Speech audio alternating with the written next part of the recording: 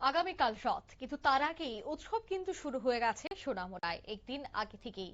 আজ মেলার উদ্বোধন হয়ে গেছে রাজ্যের মুখ্যমন্ত্রী ডক্টর মানিক সাহার হাত ধরে। মুখ্যমন্ত্রীর হাত ধরে মেলা ঘরের উদ্বোধন হয়েছে। 9 দিন ব্যাপী এই ঐতিহ্যবাহী রথযাত্রা উপলক্ষে চলবে মেলা।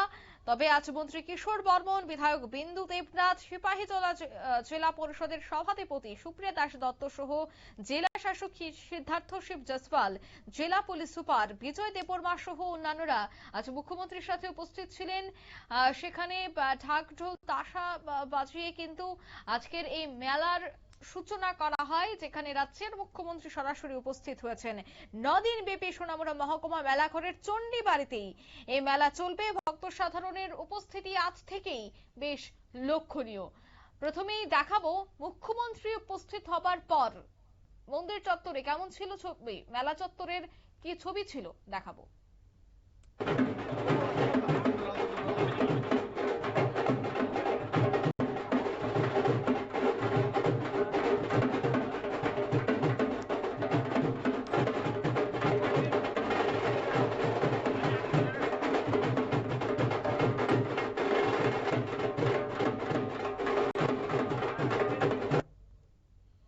আপনারা দেখলেন, অর্থাৎ প্রথমে কিন্তু পূজা অর্চনা হয়, তারপরে এই মন্দিরের আশপাশের যে গোটা জায়গাটি তিনি ঘুরে দেখেন। অন্যদিকে মেলার উদ্বোধন করেন রাজ্যের মুখ্যমন্ত্রী। উদ্বোধনের পর কি বলছেন তিনি শোনাবো।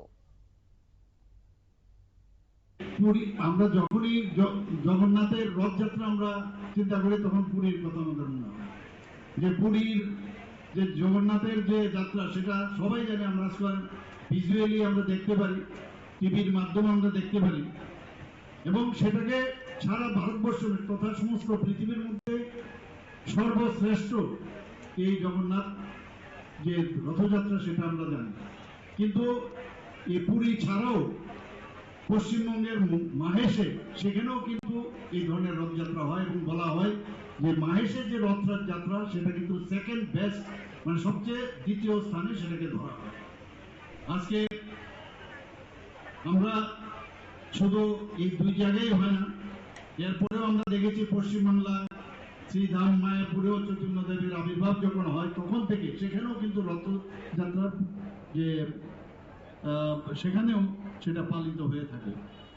আমাদের প্রতিবেশী রাষ্ট্র বাংলাদেশ, সেখানেও দামরাইও বহুদিন ধরে রথযাত্রা সেখানে হয়। মাঝে মাঝে অনেক সময় খবর আসে রথযাত্রা সেখানে হতে দেয় না, আপনারা সবাই জানেন। তো এগুলো কিন্তু অত্যন্ত আমাদের পীড়াদায়ক যখন আমরা শুনি। তো যাই হোক, সময়ের সাথে সাথে সেগুলো এখন আস্তে আস্তে করে আমার মনে হয় রিস্টোর হবে।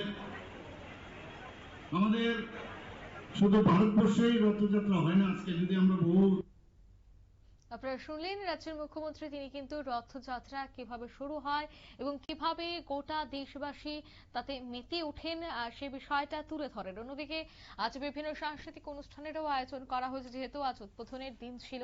সোনামুড়া মহকুমা মেলাঘরের চণ্ডী বাড়িতে এই বিশেষ অনুষ্ঠানটির আয়োজন করা হয়েছে। নিয়ে নিচ্ছি ছোট্ট একটি বিজ্ঞাপন বিরতি, সঙ্গে থাকুন।